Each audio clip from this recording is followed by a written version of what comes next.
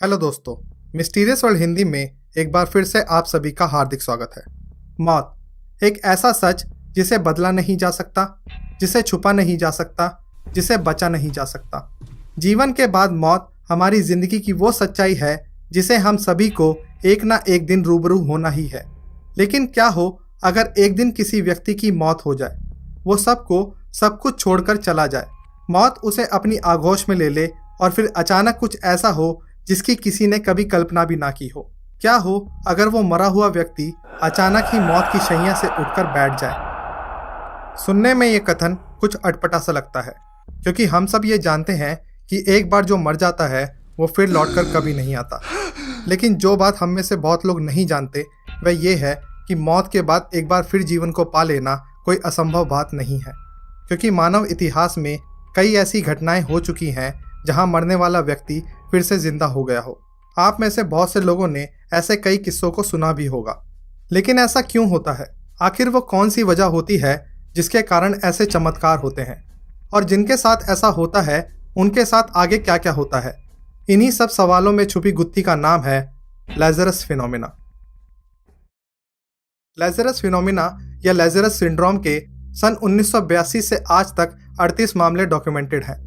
लेकिन इस रहस्यमय घटना के घटित होने की असल गिनती इनसे कहीं ज़्यादा है।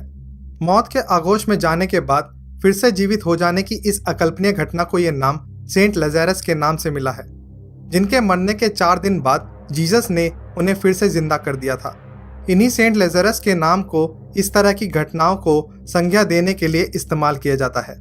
सन 2014 में 91 साल की एक पॉलिश महिला जनीना कोल्काविस को हॉस्पिटल के इमरजेंसी वार्ड में लाया गया, जहां डॉक्टर्स ने कुछ जरूरी जांच करने के बाद उन्हें मरा हुआ घोषित कर दिया और उनकी डेड बॉडी को अस्पताल के मुर्दा घर के कोल्ड स्टोरेज यूनिट में रखवा दिया गया। लेकिन लगभग 11 घंटे बाद वह महिला एक बार फिर से जाग उठी, कोई भूत प्रेत की शक्ल में नहीं, बल्कि एक जीती जागती इंसान के रूप में। उनके बॉडी बैग में हो रही मूवमेंट को देखकर हॉस्पिटल का स्टाफ बेहद घबरा गया।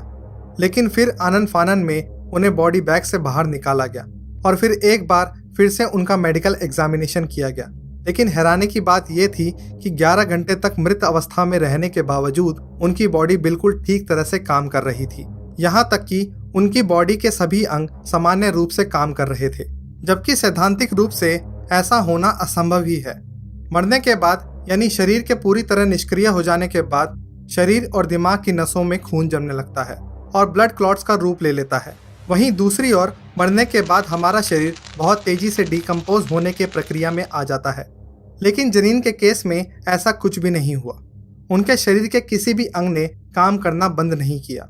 इन 11 घंटों के बीच में क्या हुआ, वो किस दशा में थी और मरने से बिल्कुल पहले उनको कैसा महसूस हो रहा था? इन सवालों का उनके पास कोई जवाब नहीं था, क्योंकि उन्हें इस कालांतर की कोई भी बात याद ही नहीं थी। ऐसी ही एक और घटना पाकिस्तान से भी सामने आई, जहां 50 वर्षीय रशीदा बीबी को कराची के अब्बासी शहीद हॉस्पिटल में ले जाया गया, जहां डॉक्टर्स ने उन्हें मृत घोषित कर दिया और उनकी फैमिली को डेथ सर्टिफिकेट भी इशू कर दिया। उनकी लाश को घर लाया गया और उनके फ्यूनरल का इंतजाम किया जाने लगा। इस्लाम में डेथ बॉडी को दफनाने से पहले उसे नहलाने का रिवाज होता है, जिसे गुस्ल कहा जाता है। रशीदा बीबी की यह प्रक्रिया चल ही रही थी, तभी वहां मौजूद लोगों ने उनके शरीर में कुछ हरकत होती देखी। ये देखते ही तुरंत उनकी नफस चेक की गई। लोगों ने पाया कि वो फिर से जीवित हो चुकी थी। इसके तुरंत बाद उन्हें फिर से हॉस्पिटल ले जाया गया और वहां इनका इलाज करवाया गया। एक और ऐसा ही केस भारत के चंडीगढ़ में भी देखने को मिला, जहां 45 वर्षीय एक महिला को 2 अलग अलग हॉस्पिटल ने मृत घोषित किया। लेकिन मौत के कुछ ही देर बाद वो महिला फिर से जिंदा पाई गई। लेकिन लगभग 2 घंटे बाद उस महिला की फिर से मृत्यु हो गई।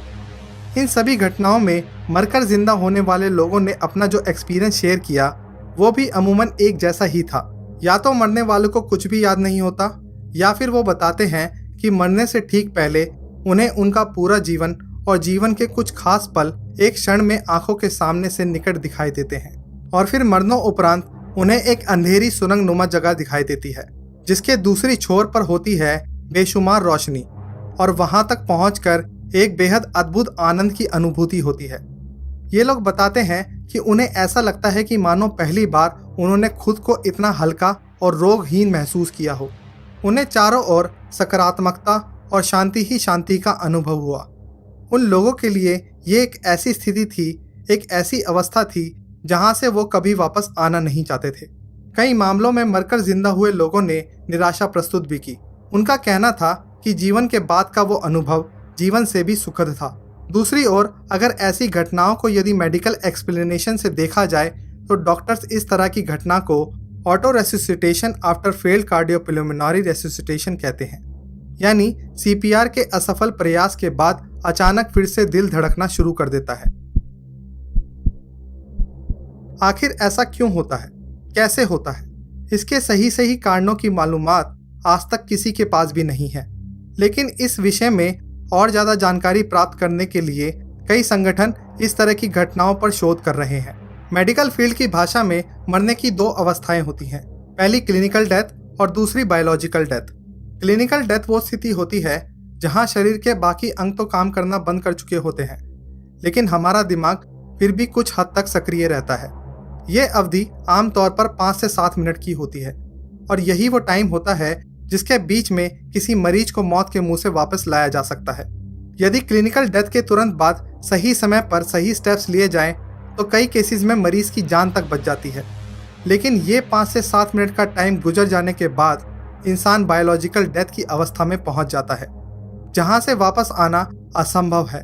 लेकिन मेडिकल साइंस की इन थ्योरीज से परे लेज़रस सिंड्रोम की ये घटनाएं साफ कर देती हैं कि जिंदगी के अंत और मौत की शुरुआत के बीच के सफर में अनेकों ऐसे राज मौजूद हैं जिन्हें हमारा मेडिकल साइंस भी नहीं जानता, या यूं कहें कि वो राज दुनिया के हर जीवित व्यक्ति की पहुंच से बहुत दूर हैं। तो क्या हम कभी इस अविश्वसनीय घटना के पीछे के सत्य को जान पाएंगे? क्या आपने कभी ऐसी किसी घटना के बारे में सुना है?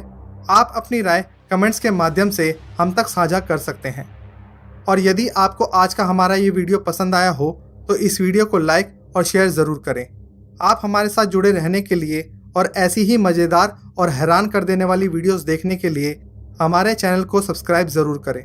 आज के लिए बस इतना ही। बहुत जल्द मिलेंगे एक नई मिस्ट्री, एक नए रहस्य के साथ। तब तक के लिए अलविदा।